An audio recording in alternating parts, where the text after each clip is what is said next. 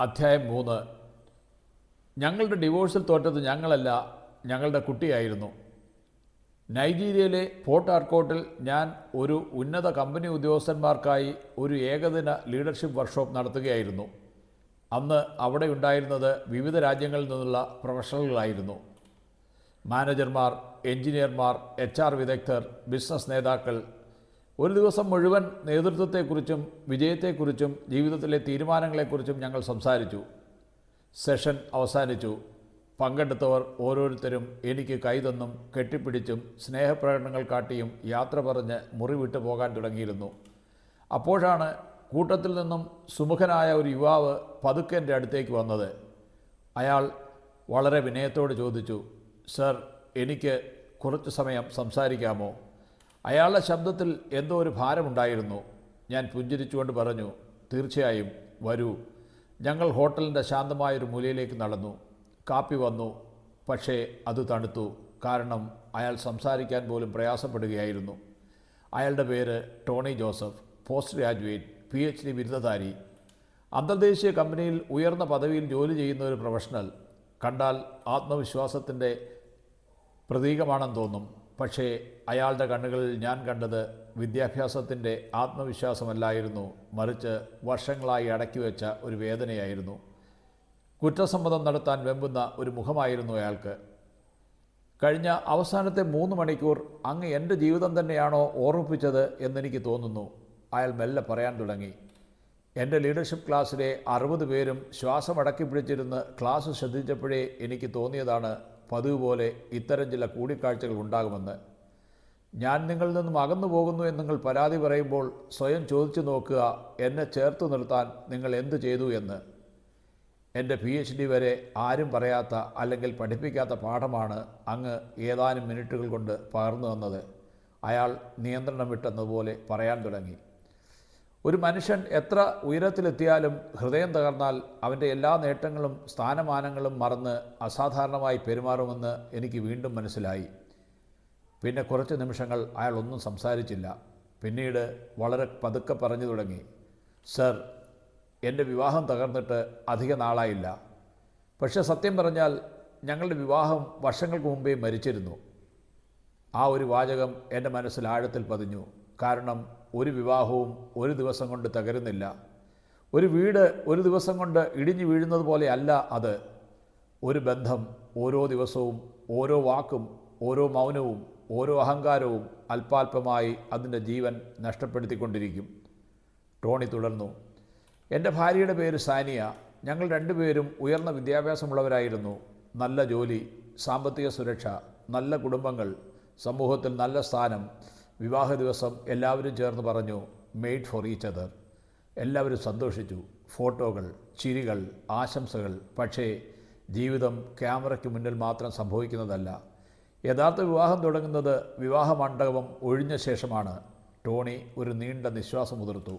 പിന്നീട് പറഞ്ഞു, സർ, ഞങ്ങളുടെ വിവാഹത്തിൽ 2 ആളുകൾ മാത്രമല്ല ഉണ്ടായിരുന്നത്, 2 കുടുംബങ്ങളും ഉണ്ടായിരുന്നു. ആ വാക്കുകൾ കേട്ടപ്പോൾ എനിക്ക് പല കുടുംബങ്ങളുടെയും മുഖങ്ങൾ ഓർമ്മ വന്നു. അവിടെ പ്രശ്നം അമ്മായിയമ്മയല്ല, അപ്പനായിരുന്നില്ല, സഹോദരങ്ങളുമല്ല. പ്രശ്നം പരിധി അറിയാതെയുള്ള സ്നേഹമായിരുന്നു. സഹായിക്കാൻ എന്ന പേരിൽ നിയന്ത്രിക്കാൻ തുടങ്ങുന്ന ബന്ധങ്ങൾ. ടോണി വീണ്ടും പറഞ്ഞു തുടങ്ങി, ഞങ്ങളുടെ പ്രശ്നങ്ങൾ ഞങ്ങൾ തമ്മിൽ സംസാരിച്ച് പരിഹരിക്കുന്നതിന് മുമ്പ് അത് 2 കുടുംബങ്ങളുടെയും വിഷയമായി മാറും. അവളുടെ വീട്ടുകാർ, എൻ്റെ വീട്ടുകാർ ഓരോ അഭിപ്രായ വ്യത്യാസത്തിലും ഇടപെടാൻ തുടങ്ങി. ആദ്യം അത് ചെറിയ ഉപദേശങ്ങളായിരുന്നു, പിന്നീട് നിർദ്ദേശങ്ങളായി, അതിനുശേഷം വിധികളായി. ഒടുവിൽ ഞങ്ങളുടെ ജീവിതം ഞങ്ങൾക്കല്ല മറ്റുള്ളവർക്കായി ജീവിക്കുന്ന അവസ്ഥയായി. ഞങ്ങൾ പരസ്പരം കേൾക്കുന്നത് നിർത്തി, പകരം മറ്റുള്ളവരുടെ ശബ്ദമാണ് കേട്ടത്. ടോണി ജനാലയിലൂടെ പുറത്തേക്ക് നോക്കി. 8 വർഷം ഞങ്ങൾ ആ ബന്ധം രക്ഷിക്കാൻ ശ്രമിച്ചു. കൗൺസിലിംഗ്, പ്രാർത്ഥനകൾ, കുടുംബയോഗങ്ങൾ, ഒത്തുതീർപ്പുകൾ, വീണ്ടും പ്രതീക്ഷ, വീണ്ടും തകർച്ച. ഇങ്ങനെ 8 വർഷം, അയാൾ പറഞ്ഞു. ഓരോ തവണയും ഞങ്ങൾ അടുത്തു വരാൻ ശ്രമിക്കുമ്പോൾ അഹങ്കാരവും കുടുംബങ്ങളുടെ ഇടപെടലും ഞങ്ങളെ വീണ്ടും അകറ്റി. ചിലപ്പോൾ വിവാഹത്തെ തകർക്കുന്നത് വലിയ പ്രശ്നങ്ങളല്ല, പരിഹരിക്കാതെ വിട്ട ചെറിയ പ്രശ്നങ്ങളാണ്. അയാൾ കുറച്ചു നേരം മിണ്ടിയില്ല. ശേഷം ഏറ്റവും വേദനാജനകമായ ഭാഗം പറഞ്ഞു, ഞങ്ങൾക്കൊരു മകനുണ്ട്. ആരോൺ. ആ പേര് പറയുമ്പോൾ തന്നെ അയാളുടെ ശബ്ദം ഇടറി. ഒരു അച്ഛൻ്റെ ഹൃദയം ആ ഒരു പേരിൽ ഒളിഞ്ഞിരുന്നു. ആദ്യം അവൻ വളരെ സന്തോഷവാനായ കുട്ടിയായിരുന്നു.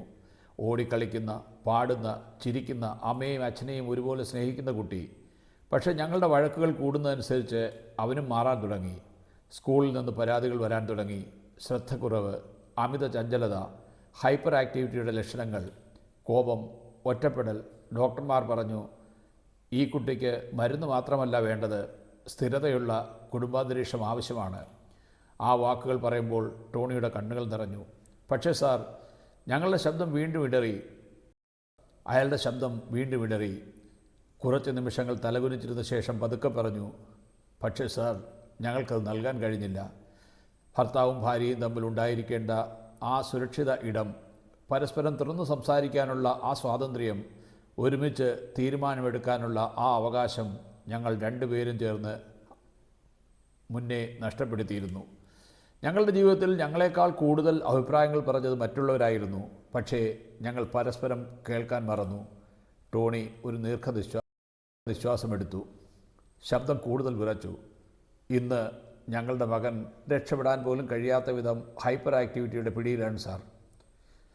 സ്കൂളിൽ ശ്രദ്ധിക്കാൻ കഴിയുന്നില്ല, ഒരിടത്ത് അടങ്ങിയിരിക്കാൻ കഴിയുന്നില്ല, രാത്രിയിൽ ഉറക്കം പോലും ശരിയായില്ല, ചെറിയ കാര്യങ്ങൾക്ക് പോലും പൊട്ടിക്കരയുന്നു. ചിലപ്പോൾ ആരോടും സംസാരിക്കാതെ ഒറ്റയ്ക്കിരിക്കും. ഡോക്ടർമാരും കൗൺസിലർമാരും കഴിയുന്നതെല്ലാം ചെയ്യുന്നുണ്ട്. പക്ഷേ അവൻ്റെ ഉള്ളിലെ ശൂന്യത നിറയ്ക്കാൻ ആർക്കും കഴിയുന്നില്ല. അയാൾ കണ്ണുകൾ തുടച്ചു. എൻ്റെ കുഞ്ഞിൻ്റെ ഒറ്റപ്പെടൽ എന്നെ ഓരോ ദിവസവും കൊല്ലുകയാണ് സാർ. കോടതി വിധി പറഞ്ഞ ദിവസം എല്ലാവരും കേസ് അവസാനിച്ചു എന്ന് കരുതി. പക്ഷേ അന്ന് തുടങ്ങിയതാണ് എൻ്റെ മകൻ്റെ ശിക്ഷ. സാർ പറഞ്ഞത് ശരിയാണ്. സാനിയെയും എൻ്റെ കുഞ്ഞിനെയും ചേർത്ത് നിർത്താൻ ഞാൻ ഒന്നും ചെയ്തില്ല. എൻ്റെ അഹങ്കാരമാണ് വലുതെന്ന് ഞാൻ കരുതി. എൻ്റെ വാദങ്ങളാണ് ശരിയെന്ന് ഞാൻ വിശ്വസിച്ചു. കോടതിയിൽ ജയിച്ചാൽ ജീവിതത്തിലും ജയിക്കുമെന്ന് ഞാൻ തെറ്റിദ്ധരിച്ചു. ഇന്ന് മനസ്സിലാക്കുന്നു, കോടതിയിൽ ഒരാൾ ജയിച്ചേക്കാം, പക്ഷേ വിവാഹമോചനത്തിൽ ജയിക്കുന്ന ഒരു കുടുംബവുമില്ല. ഞങ്ങൾ രണ്ടുപേരും പരസ്പരം തോറ്റു.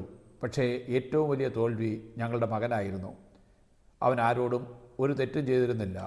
എന്നിട്ടും ഞങ്ങളുടെ തെറ്റുകളുടെ ശിക്ഷ അനുഭവിക്കുന്നത് അവനാണ്. ടോണിക്ക് പിന്നെ സംസാരിക്കാൻ കഴിഞ്ഞില്ല. മുഖം രണ്ട് കൈകളിലും ഒളിപ്പിച്ച് അയാൾ നിശബ്ദനായി കരഞ്ഞു. ആ നിശബ്ദതയിൽ ഞാൻ തിരിച്ചറിഞ്ഞു, വിവാഹമോചനം അവസാനിക്കുന്നത് കോടതി മുറിയിലല്ല, ഒരു കുഞ്ഞിൻ്റെ ഹൃദയത്തിലാണ് അതിൻ്റെ യഥാർത്ഥ പ്രതിധ്വനി വർഷങ്ങളോളം മുഴങ്ങിക്കൊണ്ടിരിക്കുന്നത്. ടോണി വീണ്ടും സംസാരിച്ചു. സാനിയെ ഇപ്പോൾ വിവാഹം കഴിച്ചിട്ടില്ല. എന്നാൽ അവളുടെ വീട്ടുകാർ അവൾക്കായി പുതിയ ബന്ധം അന്വേഷിക്കാൻ തുടങ്ങിയെന്നാണ് ഞാൻ കേട്ടത്. അയാൾ പറഞ്ഞു, ഞാൻ അവളെ കുറ്റപ്പെടുത്തുന്നില്ല. ഒരുപക്ഷെ അവളും സമാധാനം തേടുകയായിരിക്കും. അല്പസമയം കഴിഞ്ഞ് അയാൾ ചോദിച്ച അവസാന ചോദ്യം ഇന്നും എൻ്റെ മനസ്സിൽ മുഴങ്ങുന്നു. പക്ഷേ സാർ, ആരോൺ, അവൻ്റെ സമാധാനം ആരാണ് അന്വേഷിക്കുന്നത്? ആ ചോദ്യം ഒരു അച്ഛൻ്റെ മാത്രം ചോദ്യമല്ല. ഓരോ വിവാഹമോചന കേസിലും ശബ്ദമില്ലാതെ കരയുന്ന ആയിരക്കണക്കിന് കുട്ടികളുടെ ചോദ്യമാണ്. ആ രാത്രി ഹോട്ടലിലേക്ക് മടങ്ങുമ്പോൾ ടോണിയുടെ അവസാന വാക്കുകൾ എൻ്റെ മനസ്സിൽ വീണ്ടും വീണ്ടും മുഴങ്ങി. സർ, ഞങ്ങളുടെ വിവാഹം കോടതിയിൽ തകർന്നതല്ല. ഞങ്ങൾ പരസ്പരം സംസാരിക്കുന്നത് നിർത്തിയ ദിവസം അന്ന് തന്നെ അത് അവസാനിച്ചിരുന്നു.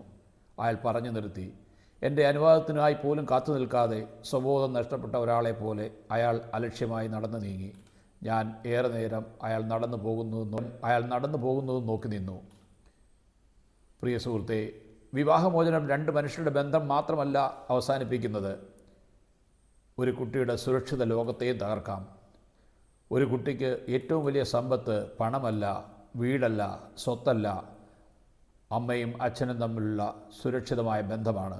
അതുകൊണ്ട് വിവാഹത്തിൽ അഭിപ്രായ വ്യത്യാസങ്ങൾ ഉണ്ടാകുന്നത് സ്വാഭാവികമാണ്. പക്ഷേ ആ ബന്ധത്തെ നയിക്കേണ്ടത് ഭാര്യയും ഭർത്താവുമാണ്. വിവാഹത്തിൽ മൂന്നാമതൊരാൾ ഉണ്ടാകരുത് എന്ന് പറയുന്നത് തെറ്റാണ്. മാതാപിതാക്കളുണ്ടാകും, സുഹൃത്തുക്കളുണ്ടാകും, ബന്ധുക്കളുണ്ടാകും, സഹപ്രവർത്തകരുണ്ടാകും. പക്ഷേ ആ ബന്ധത്തിൻ്റെ ഭ്രമണപഥം അഥവാ ഓർബിറ്റ് നിയന്ത്രിക്കേണ്ടത് ഭാര്യയും ഭർത്താവും തന്നെയാണ്. സൗരയൂഥത്തെ നോക്കൂ. സൂര്യനെ ചുറ്റി ഭൂമി സഞ്ചരിക്കുന്നു. എന്തുകൊണ്ട് ഭൂമി ബഹിരാകാശത്തേക്ക് പറന്നു പോകുന്നില്ല? ഗുരുത്വാകർഷണം അഥവാ ഗ്രാവിറ്റേഷണൽ ഫോഴ്സ് കാരണം. അതേസമയം എന്തുകൊണ്ട് ഭൂമി സൂര്യനിലേക്ക് വീഴുന്നില്ല?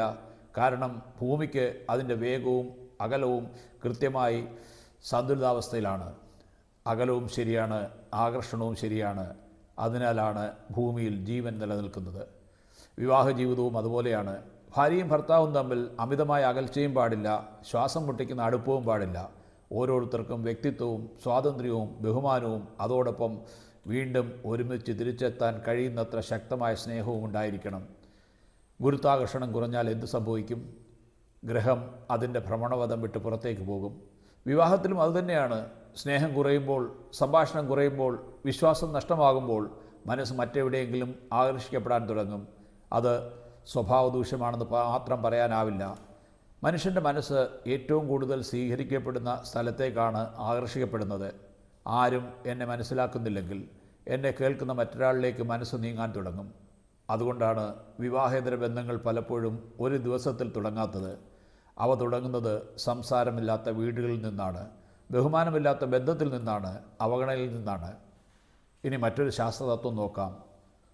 ഒരു വസ്തുവിനെ നാം എറിയുമ്പോൾ അത് എത്ര ദൂരം പോകുമെന്നത് ആദ്യ വേഗത്തെയും എറിയുന്ന ദിശയെയും ഗുരുത്വാകർഷണത്തെയും ആശ്രയിച്ചിരിക്കുന്നു. വിവാഹവും അതുപോലെയാണ്. വിവാഹ ദിവസത്തിലെ സ്നേഹം മാത്രം മതിയാകില്ല. ഓരോ ദിവസവും സ്നേഹത്തിൻ്റെ വേഗം, വിശ്വാസത്തിൻ്റെ ദിശ, പരസ്പര ബഹുമാനത്തിൻ്റെ ആകർഷണം ഇവയെല്ലാം നിലനിർത്തിയാലേ ബന്ധം ശരിയായ പാതയിൽ തുടരൂ. ഞാൻ പലപ്പോഴും പറയാറുണ്ട്, ഭാര്യയും ഭർത്താവും അന്യോന്യം ആകർഷിക്കാൻ പോകുന്ന അകൽച്ച മാത്രം പാലിക്കണം. വളരെ അകന്നാൽ ആ ശൂന്യത നികത്താൻ മറ്റാരെങ്കിലും വരും. വളരെ അടുത്ത് ശ്വാസം മുട്ടിച്ചാൽ സ്വാതന്ത്ര്യം തേടി മനസ്സകന്നു പോകും. അതുകൊണ്ട് വിവാഹമെന്നത് രണ്ടാളുകൾ പരസ്പരം ബന്ധിക്കപ്പെടുന്നതല്ല, പരസ്പരം ആകർഷിക്കപ്പെടുകയും പരസ്പരം സ്വതന്ത്രരായി വളരുകയും ഓരോ ദിവസവും വീണ്ടും വീണ്ടും ഒരുമിച്ച് തിരഞ്ഞെടുക്കുകയും ചെയ്യുന്ന ഒരു ജീവിത യാത്രയാണ്. അതാണ് സന്തുഷ്ടമായ ദാമ്പത്യത്തിൻ്റെ യഥാർത്ഥ ഭ്രമണപഥം അഥവാ ഓർബിറ്റ്. ബന്ധുക്കളുടെ അഭിപ്രായങ്ങൾ ഉപദേശങ്ങളാകാം, അനുഭവങ്ങൾ പങ്കുവെക്കാം, പിന്തുണ നൽകാം. എന്നാൽ ജീവിതത്തിൻ്റെ സ്റ്റിയറിംഗ് അവരുടെ കൈകളിൽ ഏൽപ്പിക്കുന്ന നിമിഷം ബന്ധത്തിൻ്റെ ദിശ മാറിത്തുടങ്ങും. ഓർമ്മിക്കുക, ഒരു കുട്ടിക്ക് അമ്മയെയും അച്ഛനെയും നഷ്ടമാകുന്നത് അവർ മരിക്കുമ്പോൾ മാത്രമല്ല, അവർ പരസ്പരം സംസാരിക്കുന്നത് നിർത്തുന്ന ദിവസവും ആ നഷ്ടം ആരംഭിച്ചേക്കാം. അതിനാൽ സംസാരിക്കുക, കേൾക്കുക, ക്ഷമിക്കുക, സഹിക്കുക, ആവശ്യമെങ്കിൽ കൗൺസിലിംഗ് തേടുക. പക്ഷേ മൗനത്തെ നിങ്ങളുടെ വിവാഹത്തിൻ്റെ ഭാഷയാക്കരുത്. കാരണം സംസാരിക്കാതെ പോയ പല ദമ്പതികളുടെയും അവസാന വിലാപം ടോണിയുടെ ആ ഒരു വാചകത്തിലുണ്ട്: ഞങ്ങളുടെ വിവാഹം കോടതിയിൽ തകർന്നതല്ല, ഞങ്ങൾ പരസ്പരം സംസാരിക്കുന്നത് നിർത്തിയ ദിവസം അന്ന് തന്നെ അത് അവസാനിച്ചിരുന്നു.